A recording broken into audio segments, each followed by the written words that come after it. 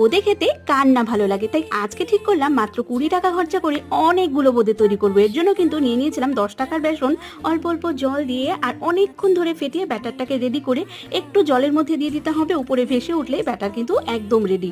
এবারে আমি নিয়ে নিয়েছিলাম 10 টাকার চিনি, যেটা 1 কাপ হয়েছিল, হাফ কাপ জল, 1 চামচ ঘি দিয়ে এটাকে জাস্ট একটু ফুটিয়ে নিয়েছিলাম। এবার কিন্তু আমি কড়ার মধ্যে একটা ঝাঁঝরা রেখে দিচ্ছি, উপর থেকে ব্যাটারটা দিলেই কিন্তু ঠিক এইভাবে করেই পড়বে। তারপর কিন্তু এটাকে একটু মুচমুচে করে ভেজে একটা আলাদা পাত্রে তুলে নিচ্ছি। তো সমস্ত ভাজার পর কিছুটা ব্যাটার বেঁচে গিয়েছিল, সেই ব্যাটারের মধ্যে আমি একটু রেড ফুড কালার অ্যাড করেছি, এতে দেখতে ভালো লাগে, স্বাদে কিন্তু কোনো হেরফের হয় না। এবারে কিন্তু সমস্ত বোঁদেগুলো আমার ভাজা হয়ে গেছে। এখন কিন্তু বন্ধুরা দেখো কতটা মুচমুচে।